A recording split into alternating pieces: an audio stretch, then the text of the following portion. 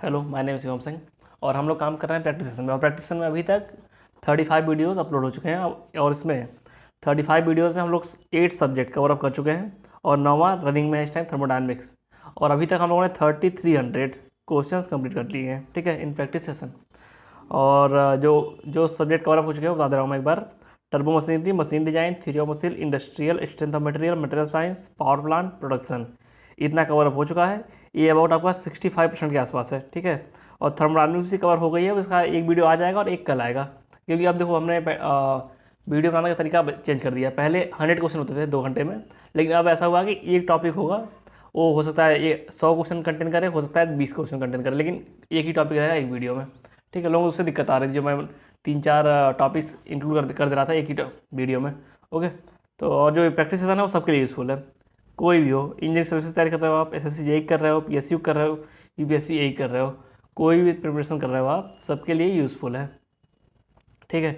तो अब स्टार्ट करते हैं अपना सेशन। और आज का सेशन है about the pure substances, pure substances, ठीक है। तो पहला क्वेश्चन स्क्रीन पे लगाइए।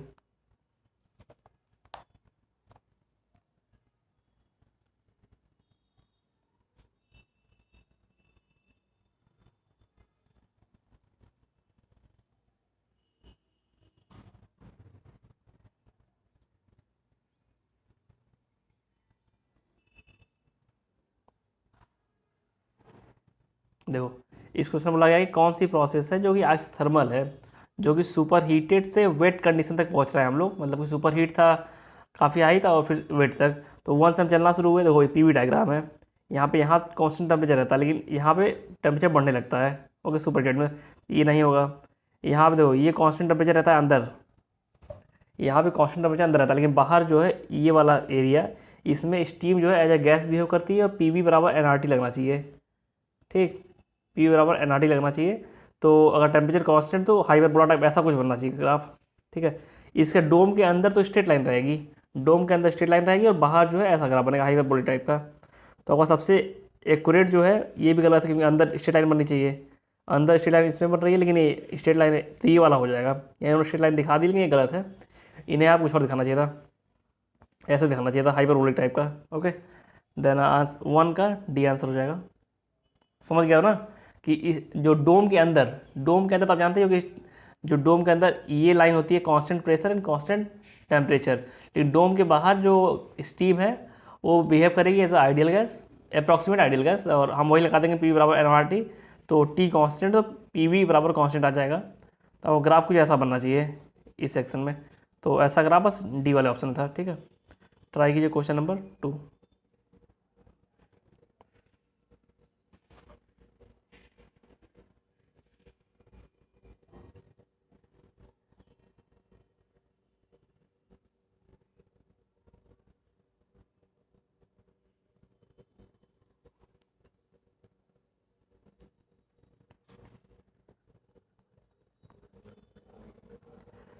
क्वेश्चन नंबर 2 ट्राई करना है आपको। अब 2 ट्राई कीजिए, देन 3 भी ट्राई कीजिए उसके साथ साथ, ओके।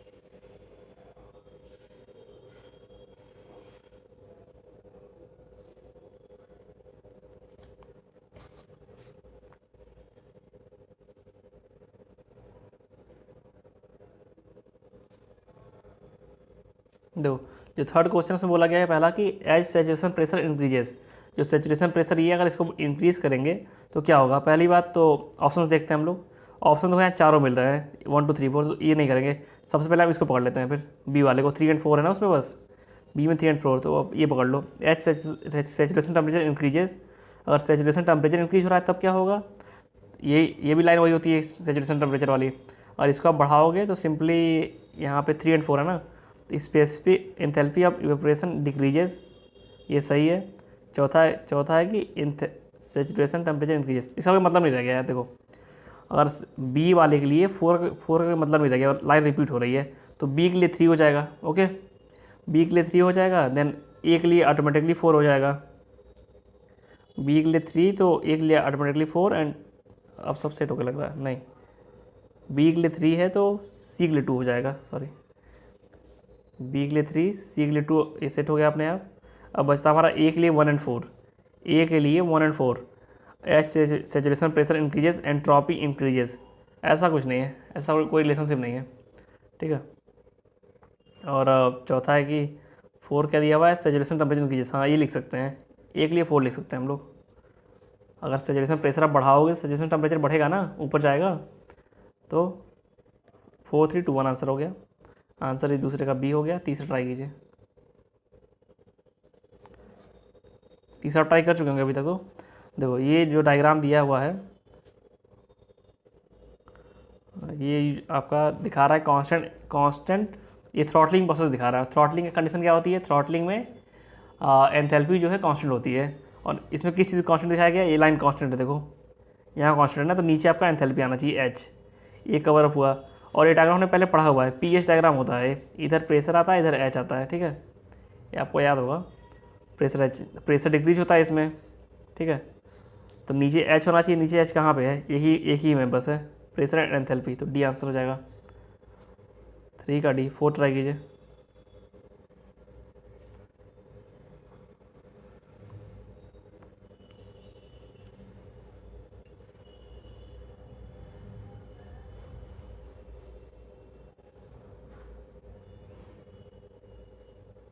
तो फिर उन्होंने वही डायग्राम बना दिया ऊपर वाला ही, ऐसे मतलब ये पीएच का होता है, ये डायग्राम ये आप याद कर लो, ये पीएच का डायग्राम होता ही है, पी ऊपर, पी इधर एच इधर, ठीक है। तो प्रेशर एंड एंथैल्पी, 4th का डी। ट्राई करिए क्वेश्चन नंबर 5,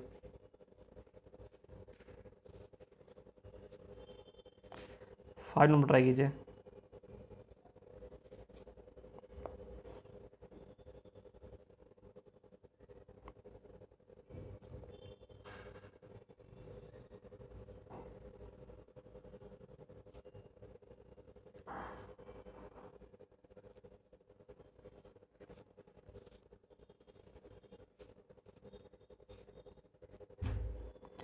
ये देखो यहाँ पे हैं हम लोग, यहाँ पे हैं मेनली हम सेचुरेटेड वेपर पे।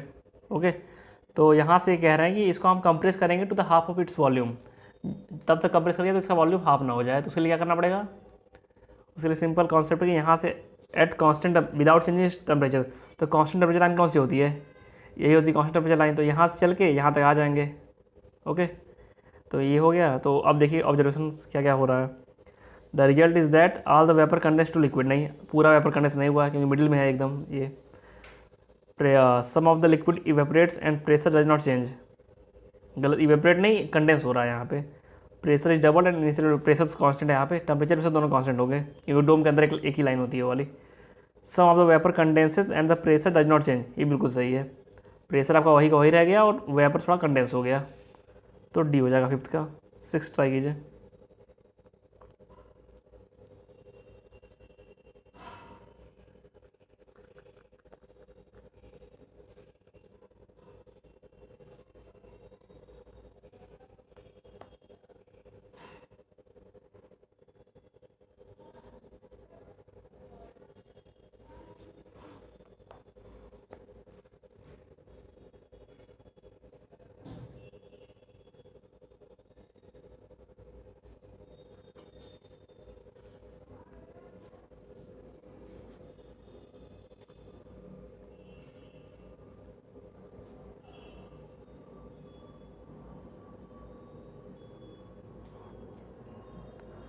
देखो यहाँ पे आइसोमेट्रिक कूलिंग की बात की गई है। आइसोमेट्रिक कूलिंग की बात की मतलब वॉल्यूम कांस्टेंट है, ठीक है। आइसोमेट्रिक मतलब वही होता है। From process 1 to 2 of a pure substance the ordinate and abscissa are respectively, ये पूछा गया। तो आपको यार ऐसा देखने से आइडिया लगना चाहिए। ये होता है आपका, आपने मोलियर चार्ट पढ़ा होगा ना, मोलियर चार्ट, जिसमें कि हमारा ये निकल गया था DH/dS to temperature, absolute temperature. मतलब कि DH/dS इसका स्लोप, जो इस कर्व्स हैं इनका स्लोप जो है टेम्परेचर के बराबर होता है। और जो डोम में तो कांस्टेंट टेम्परेचर रहेगा, इसका मतलब डोम में जो स्लोप है कांस्टेंट रहेगा, ठीक है। ये कांस्टेंट स्लोप लाइन है ये सब। और जब डोम के बाहर निकलते हैं तो टेम्परेचर बढ़ना शुरू हो जाता है। जब बाहर निकलेंगे टेम्परेचर बढ़ना शुरू होगा, स्लोप बढ़ना शुरू हो जाएगा। और ये ऐसी लाइनें रहती हैं, ऐसे ऐसे, इतना आगे नहीं जाएगा, ठीक है। तो ये डायग्राम आपका H&S का है, मतलब एंथैल्पी एंड एंट्रोपी का। ओके, 6 का B। मोलियर चार्ट पढ़ा होगा ना आपने। मोलियर चार्ट यही होता है कि उसमें HS डायग्राम बनाते हैं और जो स्लोप रहता है इन कर्व्स का, वो टेम्परेचर के बराबर होता है, वो भी एब्सोल्यूट टेम्परेचर, मतलब केल्विन में। 6 का B हो गया। Try seventh question number.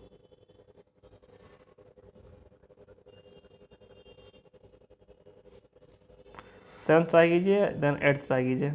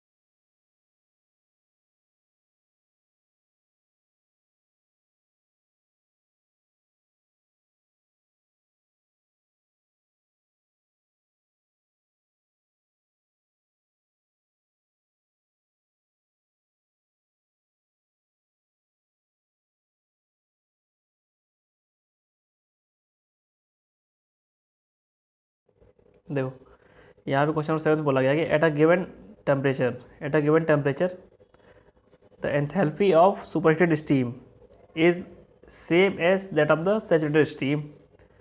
ऐसा नहीं है ये, अगर सेम टेम्परेचर पर अगर देखा जाए तो ये आपका बनता है ना, आप PV बना के देख लो, मान लो ऐसे गए, ठीक है, यहाँ, और एक लाइन ये है। तो इस पॉइंट इस पॉइंट की एंथैल्पी बराबर नहीं हो जाएगी। ये सुपरहीटेड कंडीशन है, ये सैचुरेटेड कंडीशन है, सैचुरेटेड वेपर है, ठीक है। ये तो नॉर्मल कॉमन सेंस है कि इक्वल नहीं होनी चाहिए। तो ये एब्सर्ड हो गया 7th का, तो 7th का D हो गया, ठीक है। दो जो अगला दिया कि enthalpy of vapour at the lower pressure, हाँ, अगर लोअर प्रेशर कंडीशन आ जाएगी ना तो वहाँ पे आइडियल गैस की तरह बिहेव करना शुरू कर देगा। और आइडियल गैस के केस में जो एंथैल्पी होती है और इंटरनल एनर्जी होती है, टेम्परेचर डिपेंडेंट होती है, तो उस केस में कह सकते हो, लेकिन हर हमेशा नहीं होगा ये, इसलिए एब्सर्ड हो गया है। 7th का D हो गया। 8th ट्राई कीजिए। एक मिनट रुक जाना यार, से मिला लेते हैं। D सही है।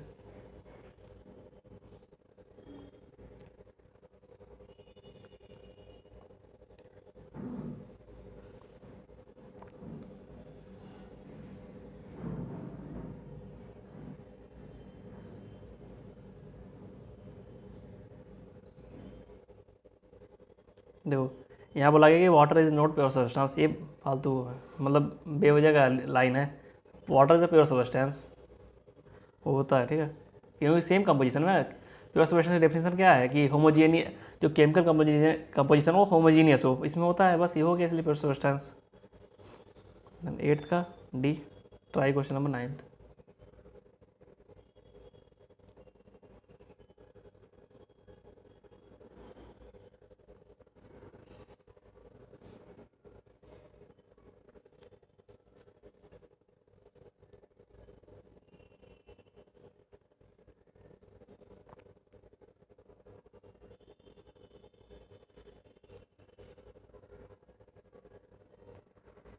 तो यार जो ये क्वेश्चन है इसमें पूछा गया टू फेज रीजन कौन सा है। तो अब ये वाला क्वेश्चन मुझे भी बहुत समझ में नहीं आता है, कभी भी नहीं है समझ, क्योंकि और कहीं एक्सप्लेनेशन भी इसका नहीं रहता एक्सप्लेनेशन सही से।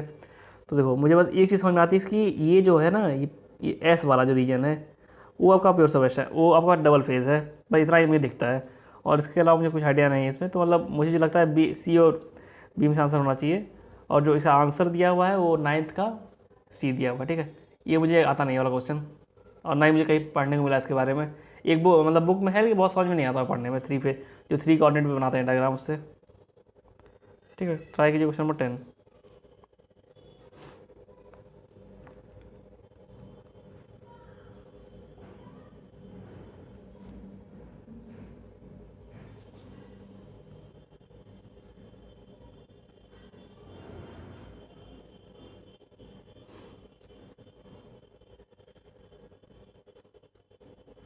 देखो जो 10th क्वेश्चन नंबर है उसमें T2/T1 ये दिया हुआ है फॉर्मूला, मतलब ये बनाया हुआ है उन्होंने फाइनली कैलकुलेट करके। तो आप सिंपली देखोगे कि जो फॉर्मूला हमारा होता है एडियाबेटिक वाले का, T2/T1 P2/P1 का पावर गामा-1 अपॉन गामा ये होता है, ठीक है। और गामा का वैल्यू 1.4 रखोगे तभी ये आता है। और अगर आपने न्यूमेरिकल्स लगाए होंगे तो आपको आइडिया होगा कि 2.286 यहाँ रहना चाहिए। गामा का वैल्यू 1.4 रख के देख लो, तो ये मतलब एयर का होता है 1.4, ठीक है। आपको अगर न्यूमेरिकल्स लगाओगे तो आप एक बार ऑब्जर्वेशन क्लास रखोगे ना क्वेश्चंस में, तो वहाँ हर जगह गामा-1 और गामा की वैल्यू 2.86 निकल के आती है अगर एयर है तो। ये वेल नोन फैक्ट है यार। 10th का डी। ट्राई कीजिए क्वेश्चन नंबर 11th।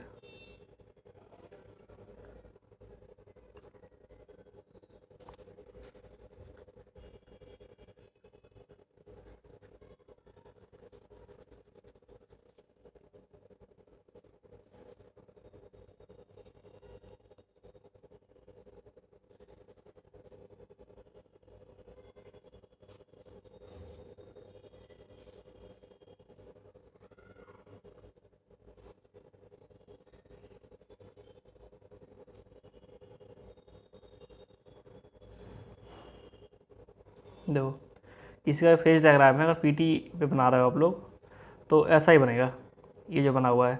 और यहाँ पे सॉलिड होगा, यहाँ सॉलिड से लिक्विड होगा। इसका मतलब ये जो लाइन है ये आपका क्या है बताइए, सॉलिड से लिक्विड हो रहा है। तो इसे क्या कहेंगे, इसे फ्यूज़न कहेंगे आप, फ्यूज़न। देन लिक्विड से गैस हो रहा है इस लाइन पे, तो इसे कहेंगे वेपराइजेशन।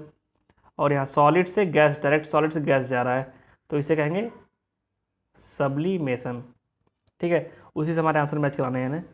वेपराइजेशन कहाँ पे हो रहा है, यहाँ पे, मतलब कि ई से डी, ठीक है। ए का 3 हो गया, बी। फ्यूज़न कहाँ से हो रहा है, फ्यूज़न हो रहा है यहाँ पे सॉलिड से लिक्विड में, मतलब कि G2E, तो Eg मतलब 2, तो C1 हो गया। फिर 3 2 1, 3 2 1 हमारा हो गया C। 11th का C हो गया, ठीक है। ट्राई कीजिए क्वेश्चन नंबर 12th ट्राई कीजिए।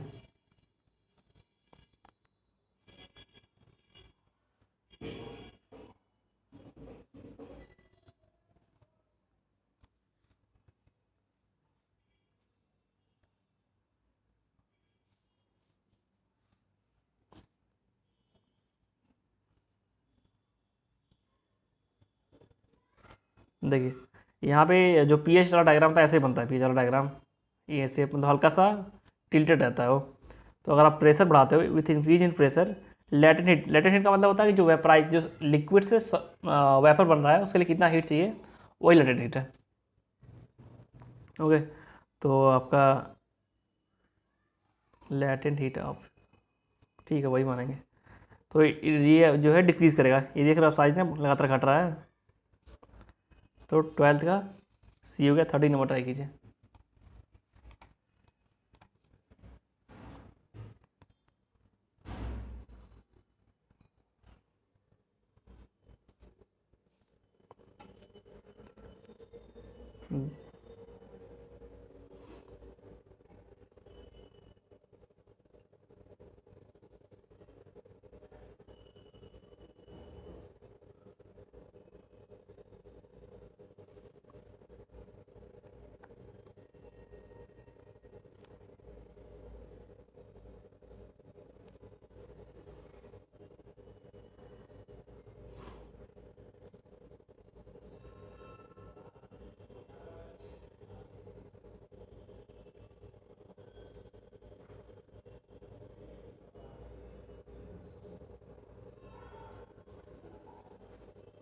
देखो यहाँ बात की गई थ्रॉटलिंग की। थ्रॉटलिंग का जो हमारा पीएच पे डायग्राम बना लेंगे पहले बात।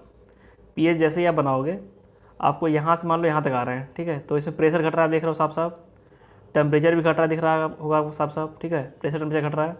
एंड बट जो पहला स्टेटमेंट है, steam pressure and temperature decreases but enthalpy remains constant, तो सही हो गया ना। थ्रॉटलिंग में एंथैल्पी कांस्टेंट रहती ही है, तो 1 स्टेटमेंट सही है। सेकंड पढ़िए, 1 सही है तो ये दोनों चले गए। देन सेकंड नहीं पढ़ेंगे, अब फोर्थ थर्ड पढ़ेंगे बस।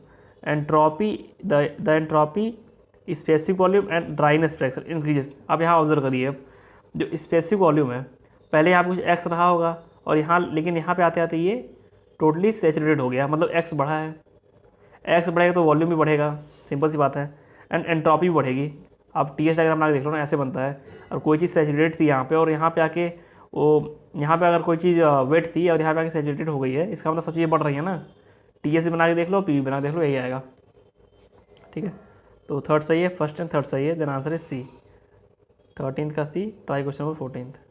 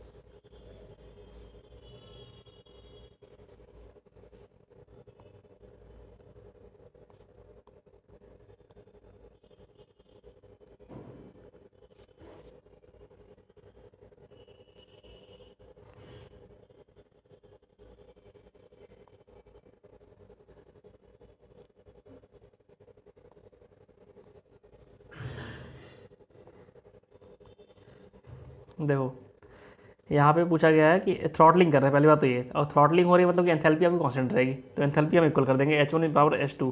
तो पहले बार एंथैल्पी थी 1000 और बाद में भी 1000 रहनी चाहिए, लेकिन बाद में ये किसी और प्रेशर पर चला जा रहा है, इसलिए वहाँ का HF 800 दिया हुआ है एंड HG दिया हुआ है 2800। तो वही लगा देंगे HF प्लस X HFG लगा देंगे, तो ये सॉल्व करने पे X इक्वल टू 0.1 आएगा। Okay, and answer is a 14 का। ये समझ रहे हो ये कहाँ से आया, ये आपका है HFG, मतलब कि HG minus HF। Okay, try question number 15।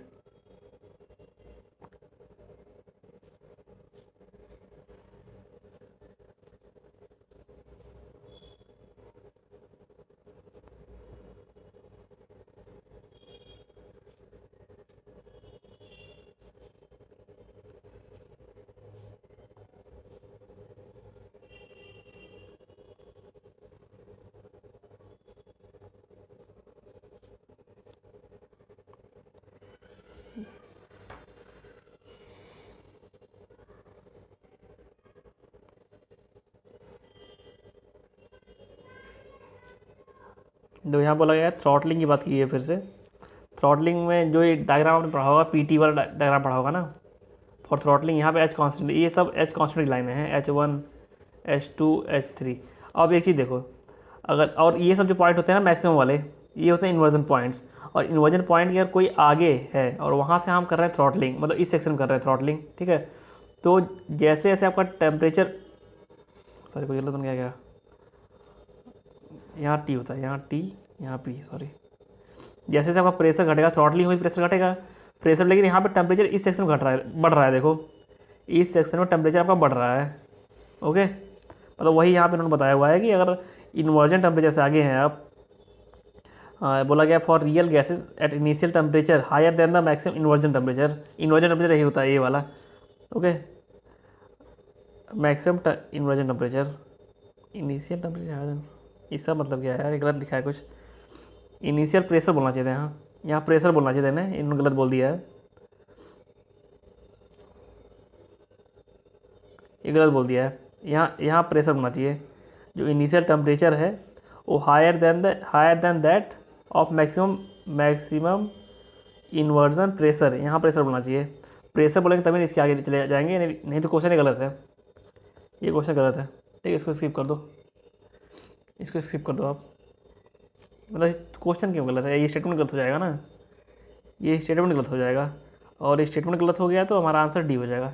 अच्छा हाँ, इस तरीके से भी देख सकते हैं क्वेश्चन को, मतलब एक तरीके से क्वेश्चन गलत है। अगर कोई कहता नहीं क्वेश्चन सही है तो आप कह दोगे कि ये स्टेटमेंट गलत है, डी हो जाएगा। Okay, try question number 16।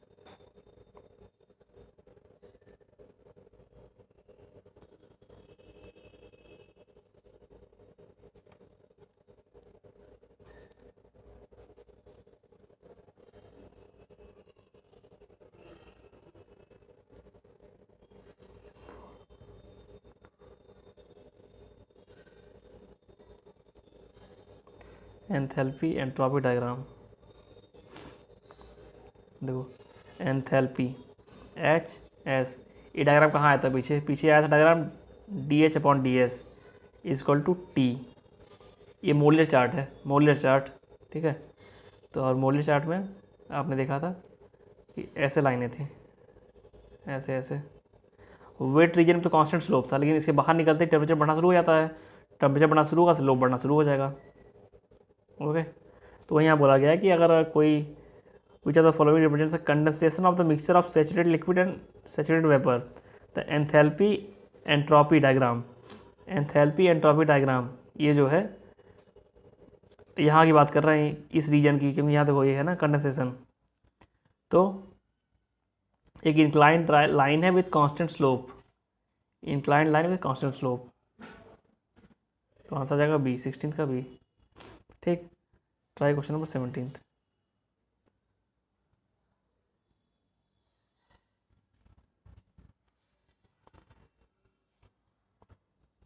17 try कीजिए।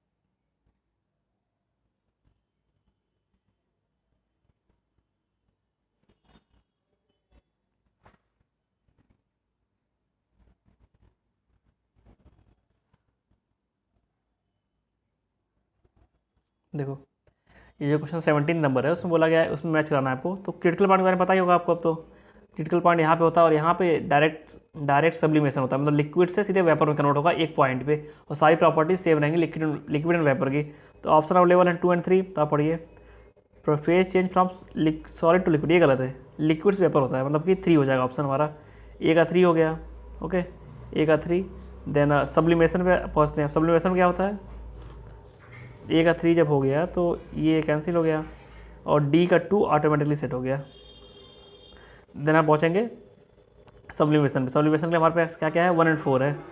तो आप पढ़िए, ऑल द 3 फेजेस को exist in the equilibrium, all the 3 phases of solid liquid and vapour को एग्जिस्ट इन द इक्विलिब्रियम। तो ये तो ट्रिपल पॉइंट होता है ना, ये ट्रिपल पॉइंट होता है, तो सी का 1 हो जाएगा एंड इसका 4 हो जाएगा, तो 3 4 1 2 बी, 17 का बी। 18 ट्राई कीजिए, 18 19।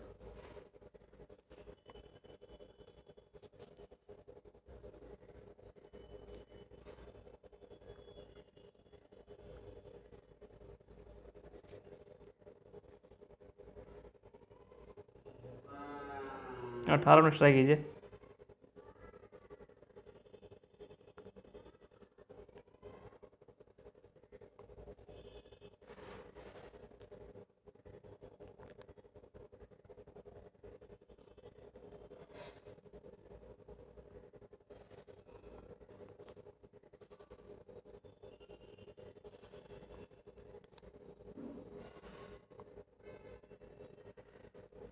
देखो जो 18th नंबर क्वेश्चन है, 18th नंबर क्वेश्चन उसमें बोला गया कि for a mixture of solid liquid gas off a pure substance, मतलब तीनों चीज़ें एक ही सब्सटेंस की हैं, तो हम वही गिब्स रूल लगा देंगे, P F equal to C plus to.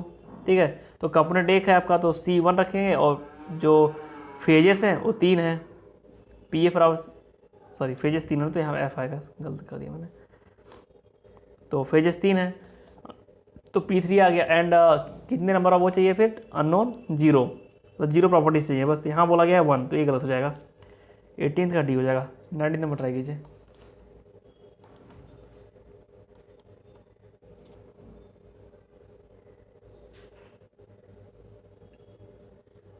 ये तो वैसे क्वेश्चन है, नॉर्मल कॉमन सेंस क्वेश्चन है कि किसका हम यूज सबसे ज़्यादा करते हैं प्रोट थर्मोडायनेमिक्स में, तो वाटर का यूज करते हैं। ठीक है, तीनों पेजेस में 19th का टी हो जाएगा।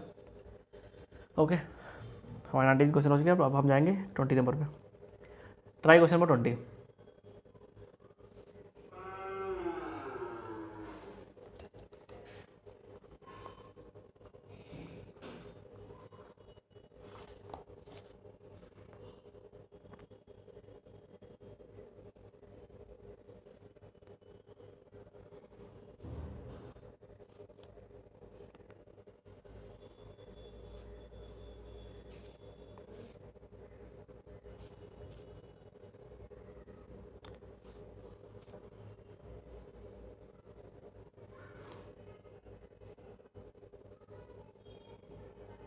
देखो जो 20 नंबर क्वेश्चन है उसमें बोला गया है कि कितने डिग्री ऑफ फ्रीडम चाहिए किसी पॉइंट को स्पेसिफाई करने के लिए, अगर वो सैचुरेटेड वेपर है या फिर सैचुरेटेड सुपरहीटेड वेपर है, तो कितने पॉइंट चाहिए।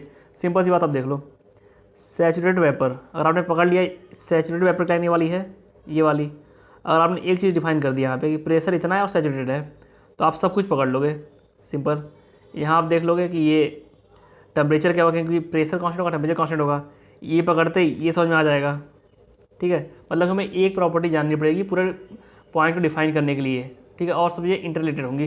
मान लो पी सैचुरेशन दिया हुआ है, तो हम जो डाटा टेबल होता है उससे हम निकाल लेंगे, टी सैचुरेटेड निकाल लेंगे, टी सैचुरेटेड, इससे हम निकाल लेंगे वी सैचुरेटेड, सब कुछ निकल के आ जाएगा बस एक पॉइंट पता होने से।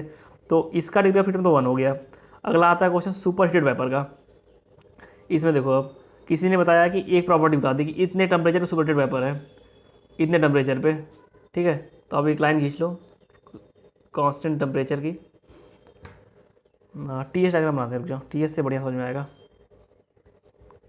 T S. ठीक है, एक कांस्टेंट टेम्परेचर की आप लाइन खींच लो, ये आपने टेम्परेचर स्पेसिफाई कर दिया, बस एक प्रॉपर्टी स्पेसिफाई की ये वाली की इतना सुपरहीटेड वेपर है, तो इस टेम्परेचर के लिए तो कई सारे सुपरहीटेड हो गया ना, ये हो गया, ये हो गया, ये हो गया, ये हो गया, मतलब ये कम्प्लीटली स्पेसिफाई नहीं हो पाया। तो इसके लिए हम एक और प्रॉपर्टी देनी पड़ेगी, प्रेशर या कुछ भी दे दोगे आप, प्रेशर दे दो, स्पेसिफिक वॉल्यूम दे दो, उससे पकड़ में आ जाएगा। ठीक है, अगर आपने प्रेशर भी बता दिया तो सिंपल एक लाइन बनेगी, ऐसे चली जाएगी, तो डिफाइंड हो गया कि ये पॉइंट यही वाला पॉइंट है, क्योंकि हर सिंगल प्रेशर के लिए ऐसी लाइन बनती है ना, ये बनता है ना। तो अगर आपने दो प्रॉपर्टी बता दी तो जो सुपरहीटेड कंडीशन है वो पकड़ में आ जाएगी। तो इसके लिए दो हो गया, इसके लिए एक, 1 और 2। और इसको अगर आप करना चाहो उससे ना पी एफ बराबर सी प्लस टू, तो उससे बहुत ज़्यादा कन्फ्यूज हो जाएंगे, होने तो उससे आराम से हो जाएगा और इजीली हो जाएगा। मान लो P F equal to C plus two है, तो कंपोनेंट तो एक ही है, तो 1 + 2, और इधर फेज़ कितने हैं, मान लो सुपरहीटेड वेपर करते हैं पहले हम लोग, फेज़ 1 है, डिग्री ऑफ फ्रीडम 1, तो ये तो एफ आपका 2 आ गया ना। दो प्रॉपर्टी चाहिए, इसके लिए तब निकाल के ले आ गए सरफेट सुपरहीटेड वेपर के लिए।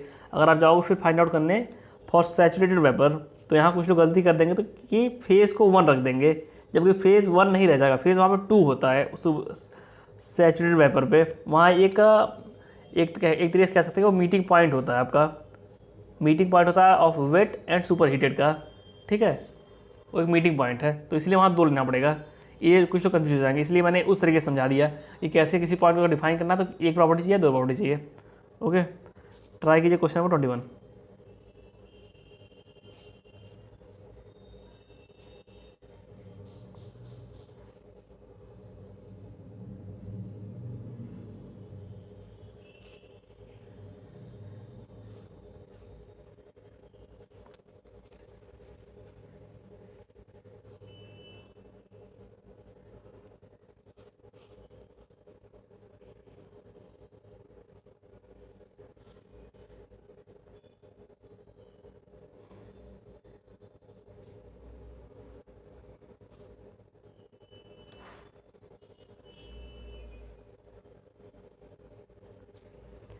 देखो इस क्वेश्चन बोला गया कि आप अगर सेचुरेशन प्रेशर को बढ़ाओगे तो क्या डिफरेंसेस आएंगे।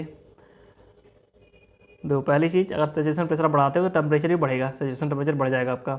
लेकिन ये जो देखो यहाँ से यहाँ तक ये आपका लेंथ घट गया ना, मतलब कि एंथैल्पी घट जाएगी, एंथैल्पी ऑफ वेपराइजेशन। तो पढ़ते हैं आप, सेचुरेशन टेम्परेचर डिक्रीजेस, नहीं बढ़ेगा। एंथैल्पी ऑफ इवेपोरेशन डिक्रीजेस, हाँ ये सही है, एंथैल्पी ऑफ इवेपोरेशन डिक्रीज जाएगी। अगर आपको ऐसे समझ में नहीं आ रहा है तो आप एक डायग्राम बना सकते हो पीएच वाला, पीएच वाला डायग्राम ऐसे बना लो, ऐसे बनता है, ठीक है। अगर पी यहाँ रहता है, एच यहाँ रहता है, अगर पी बढ़ाओगे तो एरिया कम हो रहा है। ओके, यहाँ से आप समझ सकते हो, इससे समझ में आ जाएगा डिक्रीज होता है, ठीक है। तो बी ऑप्शन हो जाएगा करेक्ट 21 का। Try question number 22।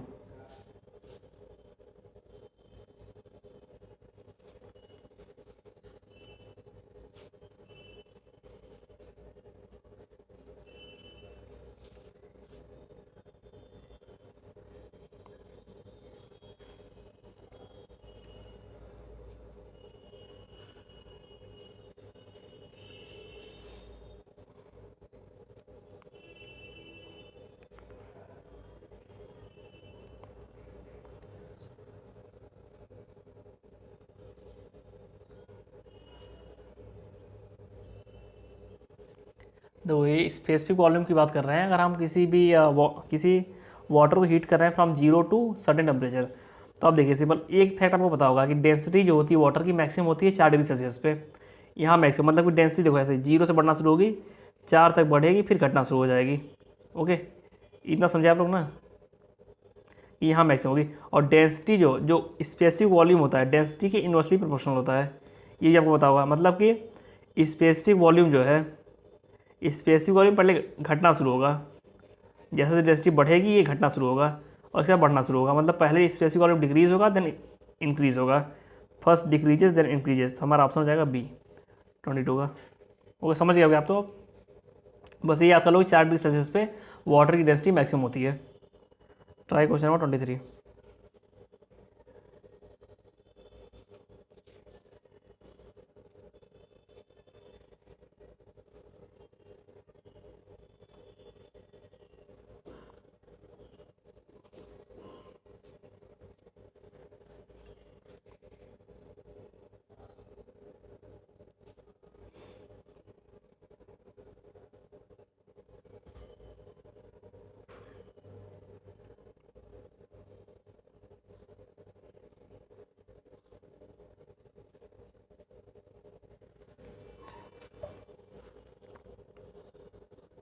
देखो जो 23 क्वेश्चन नंबर है उसमें बोला गया है कि कंडीशन ऑफ वेपर, मतलब कंडीशन ऑफ वेपर मतलब क्या होता है कि सैचुरेटेड है या वेट है, ऐसा कुछ पूछना चाह रहे हैं लोग। तो अगर ये लाइन आपने बना दी, ये लाइन, और आपको पता करना है कहाँ पे हमारा वेपर है, यहाँ पे है, यहाँ पे है, यहाँ पे है, तो ये पूछना क्या क्या देने पता नहीं चल पाएगा, उल्टा मतलब रिवर्स क्वेश्चन एक टाइप से है। अगर देखो तो अब स्टार्ट करते हैं।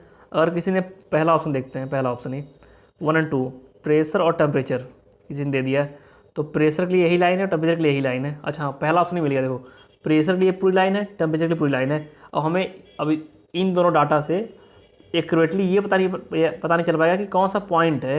ये दोनों बस एक लाइन दे देंगे, ये पूरी लाइन, ये पूरी लाइन यहाँ से यहाँ तक, जैसे मान लो ये लाइन दे दी पूरी वाली, ये वाली, तो किस पॉइंट पे नहीं पता चल पाया ना, तो मतलब होगा कि ये दोनों डाटा पता करने पे हमें पता नहीं चल पाएगा। और वही कोई कह दे कि प्रेशर हमारा, और पता क्यों नहीं चल पाता हूँ मैं, क्योंकि प्रेशर और टेम्परेचर इंटर रिलेटेड है, इसलिए पता नहीं चल पा रहा है। ओके, और कोई अगर बता दे कि प्रेशर हमारा इतना है, मतलब ये वाला प्रेशर है, और कह दे कि इतना हमारा एक्स है या फिर इतना हमारा वी है, तो तुरंत आइडिया लग जाएगा कि यही हो जाएगा।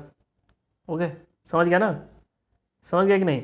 अगर कोई प्रेशर टेम्परेचर देगा तो एक लाइन बता देगा, बस उससे बस एक लाइन निकल के आ जाएगी। अब लाइन पे कौन सा पॉइंट है पकड़ नहीं पाओगे आप। और वहीं कोई कहता है कि प्रेशर हमारा इतना है, मतलब प्रेशर हमने पकड़ लिया, ये लाइन बन गई प्रेशर की। और फिर कह रहा है कोई कि स्पेसिफिक वॉल्यूम इतना है, इतना, हम लाइन मिला देंगे, बस ये पॉइंट मिल जाएगा हमें। ठीक है, तो मतलब अगर ये दो डाटा पता है हमें, तब हम एग्जैक्ट कंडीशन नहीं बता सकते हैं वेपर की। Okay, in the dome. और जो 24 क्वेश्चन वो ट्राई कीजिए अब।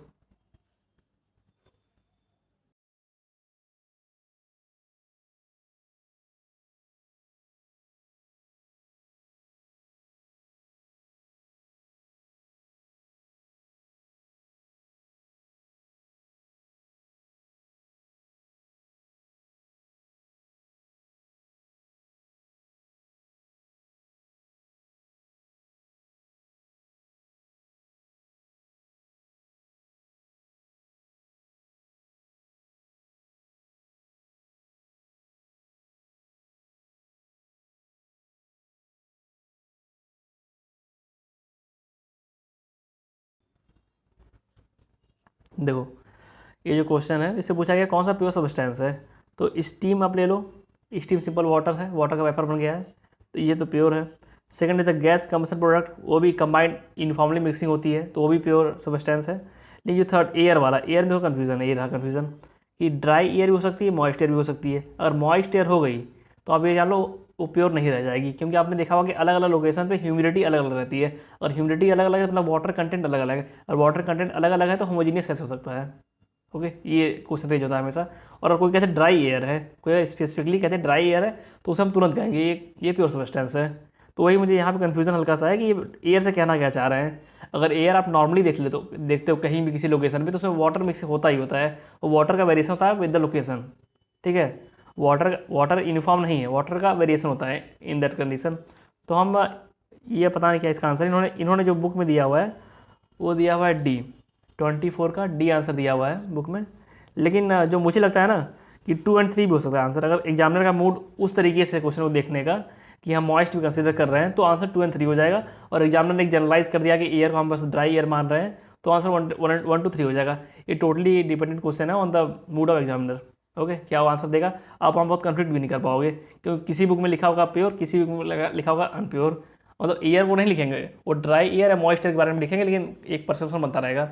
ओके, तो 2 और 3 सी एंड डी के लड़ना नहीं है, सी एंड डी दोनों ही सही एक तरीके से हैं, बस हल्का सा क्वेश्चन में ही कन्फ्यूजन है, क्लियरिटी नहीं है।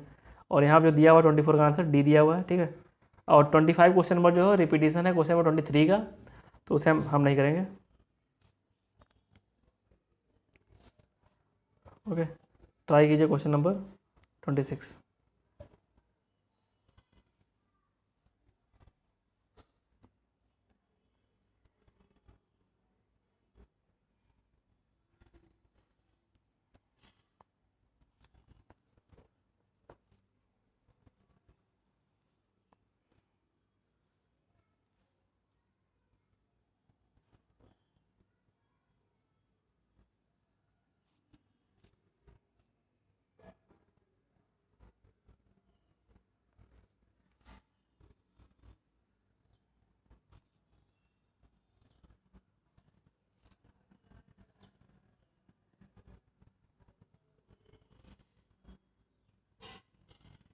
दो जो क्वेश्चन नंबर 26 है उसमें जो पहला स्टेटमेंट है, equation of state is not sufficient to for the calculation of property such as U and U H, मतलब enthalpy, entropy and internal energy. तो बिल्कुल सही है, हम इक्वेशन ऑफ स्टेट से पता नहीं कर सकते हैं कि क्या ऐसे प्रॉपर्टीज़ होंगी। ओके, देन अगला आता है कि throttling process is an adiabatic steady flow process. और देखो इसमें इक्वेशन ऑफ स्टेट्स कहना क्या चाह रहे हैं मेरे बहुत क्लियरिटी नहीं है। अगर स्टेट ऑफ किसी स्टेट की स्पेसिफिकेशन दे देंगे तब निकाल सकते हैं, कोई स्टेट हमें बता दें कि हाँ ये स्टेट है हमारे जो सिस्टम है, लेकिन इक्वेशन ऑफ स्टेट्स क्या मतलब मुझे कंप्लीट क्लियरिटी इसके बारे में नहीं है, और ना ही बुक में कहीं दिया हुआ है इसके बारे में कुछ। ओके, और जो सेकेंड स्टेटमेंट है वो है throttling process is an adiabatic steady flow process. ये सही है, एडियाबेटिक होता है तभी ना हीट ट्रांसफर या वर्क कुछ भी नहीं हो पाता है उसमें, वर्क का नहीं कह सकते, लेकिन हीट ट्रांसफर इसी के कारण नहीं हो पाता है। Throttling is adiabatic process. Then अगला आता है third number, increase in entropy in the wet region is directly proportional to the enthalpy. हाँ ये सही है, जैसे डोम बनता है ना हमारा ये डोम, तो इसमें अगर निकालना होता है कि एंट्रोपी कितना वेरिएशन आया है, तो हम निकालते हैं HFG अपॉन टी, क्योंकि टी कांस्टेंट है, तो हमारा जो इंक्रीज इन एंट्रोपी है डायरेक्टली प्रोपोर्शनल टू HFG हो गया। ओके, तो तीनों स्टेटमेंट सही हैं, तो हमारा आंसर हो जाएगा 26 का ए। 27 ट्राई कीजिए।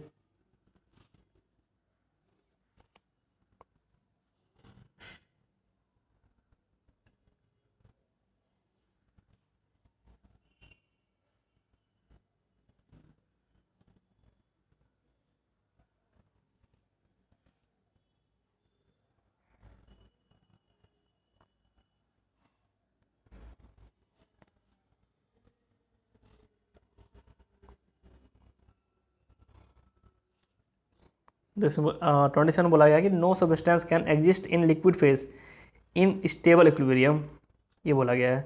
तो यहाँ आप देखो मैंने जो डायग्राम बनाया हुआ है स्पेशली दिखाया हुआ है वाटर के लिए। यहाँ जो नो सब्सटेंस बोला है ना वाटर, इसमें वाटर जो एक्सेप्शन बनेगा यहाँ आगे। देखो अगर कोई नॉर्मल होता तो ऐसे बनता है वाली लाइन, जो ये लाइन होती इधर शिफ्ट हो जाती, तो हमारा जो कंडीशन आती कि अगर हम सॉरी एक मिनट, क्या क्वेश्चन है? नो लिक्विड, हाँ सॉलिड लिक्विड, लिक्विड यहाँ पे होता है, ठीक है। अगर कोई कहना चाहे इसमें तो ये कह सकता है कि at temperature below the triple point temperature, अगर ट्रिपल पॉइंट टेम्परेचर ये रहा, इसके पीछे अगर जाते हैं तो यहाँ लिक्विड नहीं होना चाहिए, इनका ये कहने का मतलब है, ठीक है।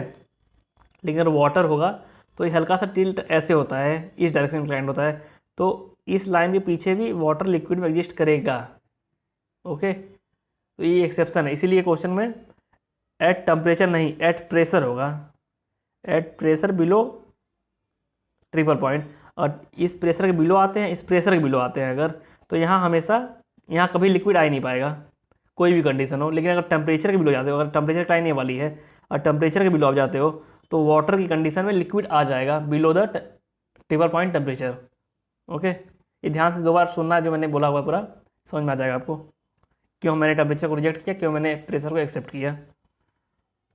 27 का सी, try question number 28।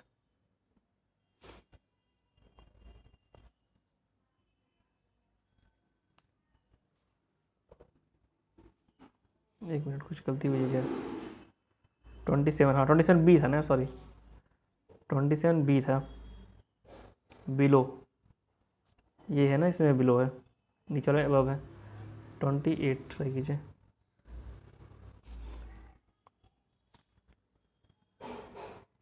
28 number try कीजिए।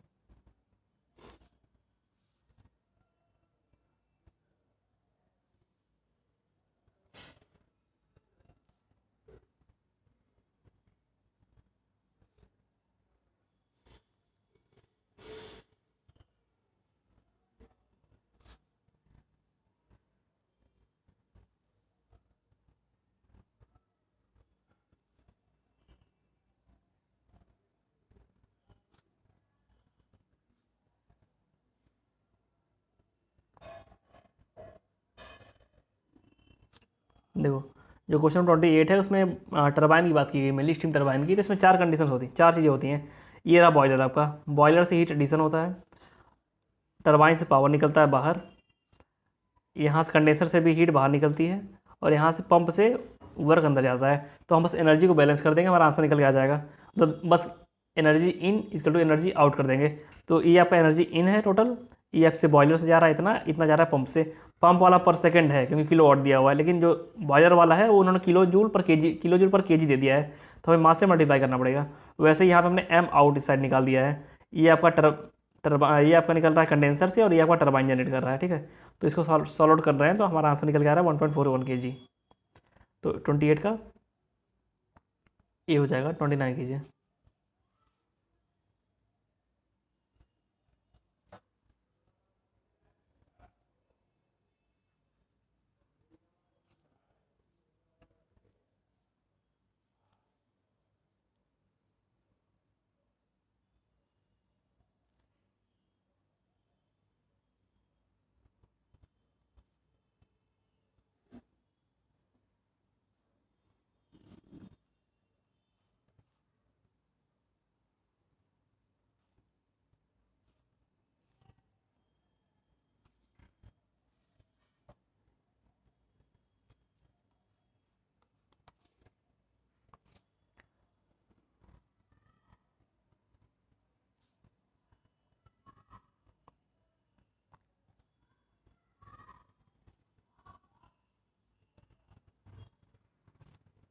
देखो, यहाँ बोला गया कि if a pure substance is below the triple point ये है इसके बिलो, मतलब कि इसके नीचे, ओके।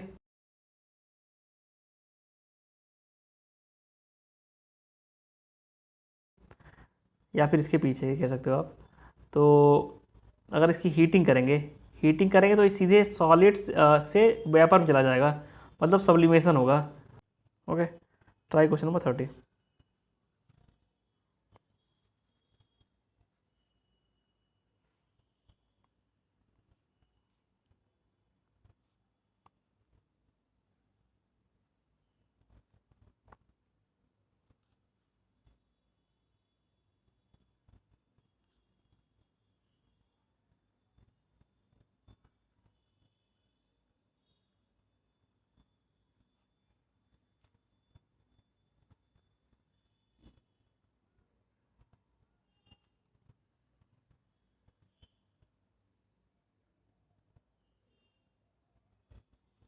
देखो यहाँ ट्रिपल बॉन्ड की बात की गई, तो ट्रिपल बॉन्ड के बारे में आपने पढ़ा होगा क्या होता है ट्रिपल बॉन्ड, तो सारे पे एग्जिस्ट करेंगे एक ही पॉइंट पे।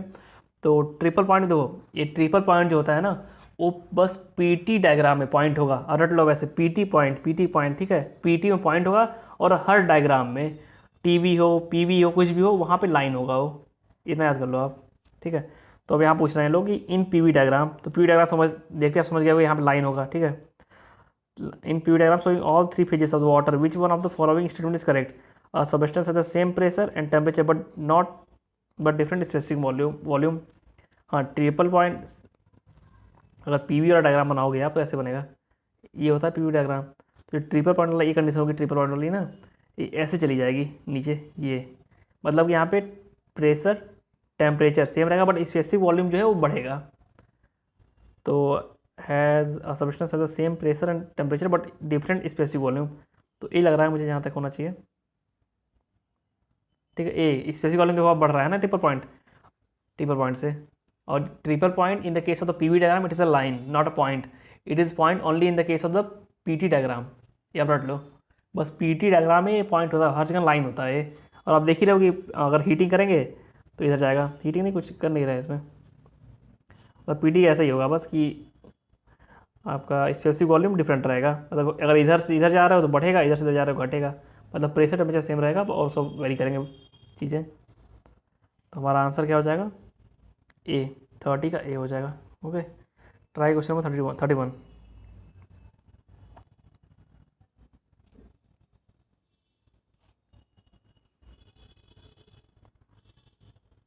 तो ये क्वेश्चन रिपीट है, काफ़ी बार रिपीट हो चुका है कि आइडियल गैस में कोई इंटरमोलिकुलर फोर्सेस होते ही नहीं है, पहली बात ये। दूसरा बात कि बोला गया है एट लो प्रेशर, तो कंडीशन आपको पता होना चाहिए, हॉट हॉट टेम्परेचर ऐसे याद कर लो, low pressure hot temperature low pressure, hot T मतलब हाई टेम्परेचर लो प्रेशर, ठीक है।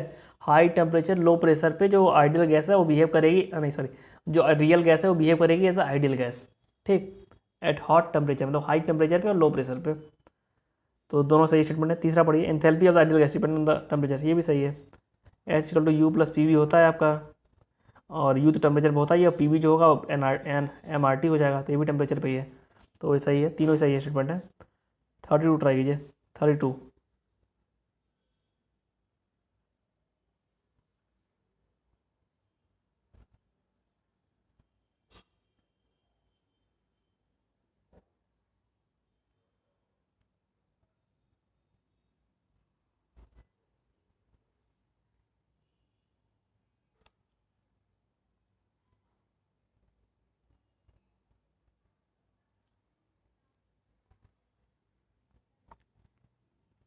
तो ये जो मिक्सिंग ऑफ गैसेस से क्वेश्चन आ रहे हैं, मिक्सिंग ऑफ गैसेस से,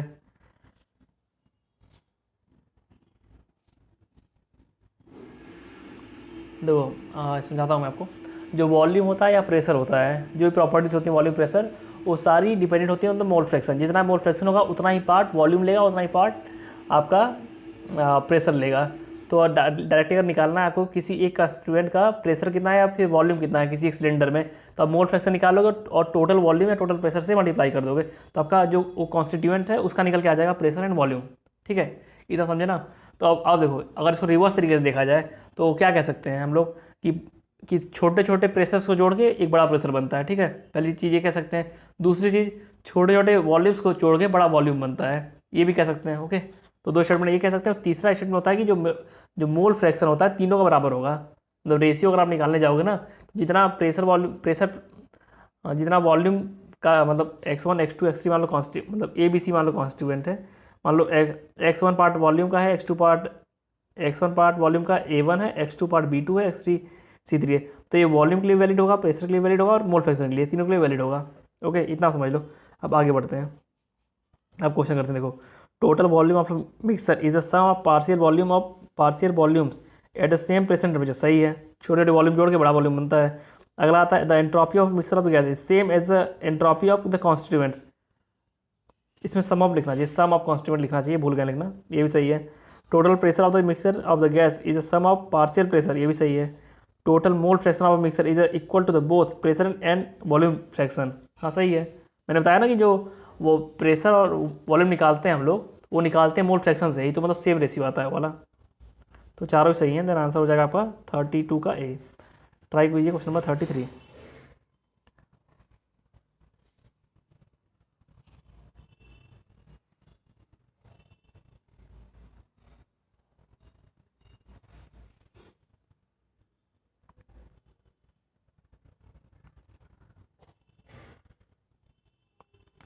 देखो ये जो क्वेश्चन नंबर 33 है उसमें ये 3 फेज, मतलब वो ट्रिपल पॉइंट की बात कर रहे हैं, ट्रिपल स्टेट की। तो वहाँ पे फेजेस तो 3 रहेंगे। एफ आपका रहेगा यही सिंपल, एंड सी आपका रहेगा 1 एंड 2 है तो है ही। तो आप ये चीज़ देख रहे हो कि 3 plus F equal to 1 plus 2, मतलब एफ जो है 0 आ गया। एफ 0 का मतलब होता है कि उस पॉइंट की प्रॉपर्टीज़ फिक्स हैं, उस पॉइंट प्रॉपर्टीज़ फिक्स हैं। और कुछ चीज़ कोई भी चीज़ स्पेसिफाई करने की जरूरत नहीं है, हमें पता है ट्रिपल पॉइंट यहीं पे होता ही होता है। ओके, कोई प्रॉपर्टी डिफाइन नहीं करनी पड़ती है उसके लिए कि हाँ ये ऐसा होगा तो ऐसा होगा, बस हमें ट्रिपल पॉइंट का पता है कंडीशन, ये इस कंडीशन में ट्रिपल पॉइंट आ जाएगा। ओके, तो यहाँ जीरो जरूरत पड़ती है, मतलब कोई डिग्री ऑफ फ्रीडम जो होती है वो जीरो होती है। ट्रिपल पॉइंट हो गया आपका, क्रिटिकल पॉइंट हो गया, इन सबका। देन अगला है कि for a single component system the Gibbs phase rule gives this reduces the F equal to 3। हाँ सही है, इसी वजह से एक बस प्रॉपर्टी होती है इसकी, F equal to 3 minus P आया ना, पी की वैल्यू उन्होंने यहाँ पे 3 कर दी, फेजेस 3 हो गए तो एफ 0 हो गया, इसलिए एक सेट ऑफ प्रॉपर्टीज़ है बस। ओके, और वहीं अगर एफ इजल टू 1 हो जाता तो इन्फिनाइट सेट ऑफ प्रॉपर्टीज होती हैं। जैसे मान लो ना Y equal to M X plus C मान लो है, ठीक है, एम कॉन्स्टेंट है, सी कॉन्स्टेंट है, बट एक्स एक वेरिएबल आ गया उसमें, तो वाई की तो इन्फिनाइट वैल्यू आ जाएंगी ना। और वहीं आप एक्स को फिक्स कर दो तो वाई की बस एक वैल्यू आएगी, इसका मतलब एफ 0 है। ठीक है, जैसे सिंपल सा बात है यार, Y equal to M X plus C में एफ क्या होता है, 1 होता है। अगर कोई कह दे Y equal to A X plus C Z, तो वहाँ कितना हो जाएगा, डिग्री ऑफ फ्रीडम 2 हो जाएगा। जितने वेरिएबल्स बढ़ते जाएंगे अननोन वाले, उतने होते जाएंगे डिग्री ऑफ फ्रीडम। ओके, ये इस चीज़ समझते हो ना, ये वाला मतलब जनरल कॉन्सेप्ट है डिग्री ऑफ फ्रीडम का, ये हर जगह लगता है। थ्योरी ऑफ मशीन में, मैथमेटिक्स में, थर्मो में आप देख ही रहे हो, केमिस्ट्री में लगता है, हर जगह लगता है। ओके, तो 33 का ए हो जाएगा आंसर, मतलब वही रीजन दिया हुआ है, सही रीजन है। 34 ट्राई कीजिए।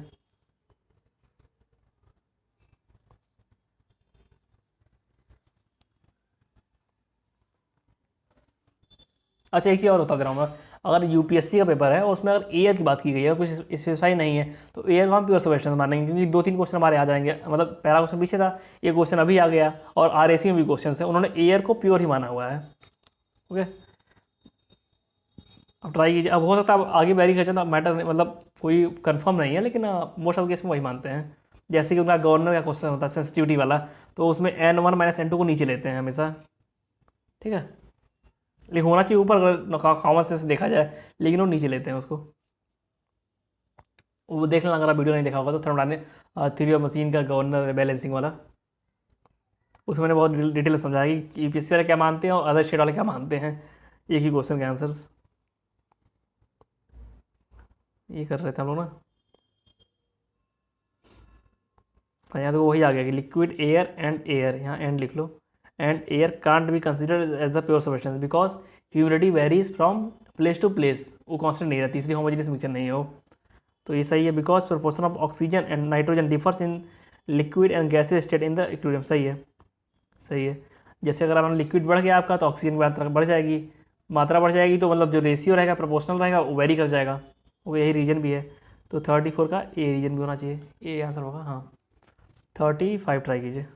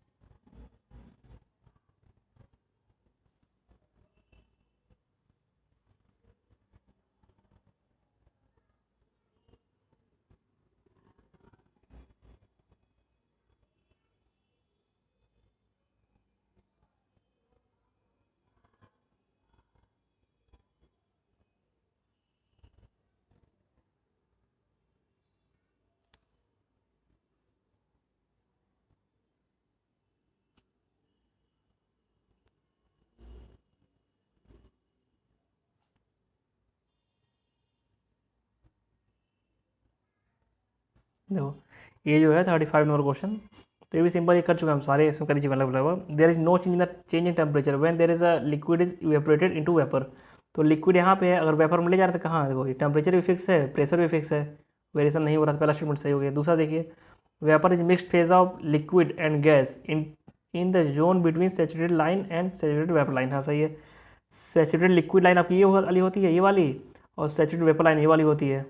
तो इन दोनों के फिक्स मिक्सर रहता है, दोनों सही है, ये भी सही है। अगला नहीं, चौथा बचा हुआ है ना, एंथैल्पी ऑफ वेपराइजेशन, तो फालतू है, कई बार कर चुके हैं। Enthalpy of vaporisation decreases with increase in pressure, चारों ही सही हैं। 35 का डी। 36 ट्राई कीजिए।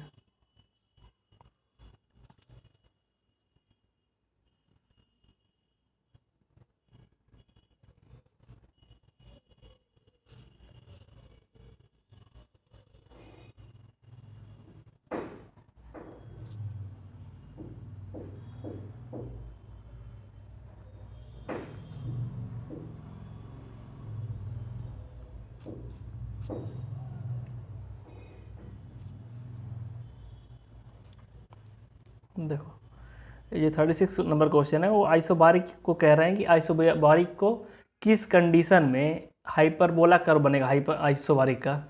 तो आप सिंपल यहाँ देखो, पी यहाँ पे है, पी कांस्टेंट अगर करते हैं तो वी बराबर टी, ऐसा तो नहीं होगा, ये पॉसिबल नहीं है। लेकिन अगर वी को नीचे ले चले जाएँ इसके, तो ये हो जाएगा डेंसिटी। तो ये कंडीशन बराबर इसके इक्वल हो जाएगी पी के। तो इस कंडीशन में जो आइसोबारिक है वो हाइपरबोला बन जाएगा, मतलब रो इंटू टी इसका कॉन्स्टेंट आ गया ना, यही तो कंडीशन होती है, पी बराबर constant in the case of the isothermal. तो यहाँ पे हाइपरबोला बनता है, और यहाँ पे रो इंटू टी वाली कॉन्स्टेंट हो गया, तो यहाँ पे भी हाइपरबोला बनेगा। तो मतलब कौन सा होना चाहिए, टेम्परेचर एंड डेंसिटी। 36 का सी आंसर है। ओके ओके, तो आज का चैप्टर खत्म होता है, 36 क्वेश्चन ही थे इसमें। And thank you for watching the full video और प्रैक्टिसिंग विथ मी। और जो भी गलतियाँ लगे या कुछ लगे, सजेशन हो या फिर कंप्लेन हो, कुछ भी हो, तो कमेंट बॉक्स में बताइएगा मुझे। और हमारा चैनल फीमेल लर्निंग करके ऐप भी, फेसबुक पेज है, उसको लाइक कर दीजिएगा। ओके, अपने दोस्तों को बताइए, सब्सक्राइब करिए चैनल को। Okay, and all the best for exam. Thank you.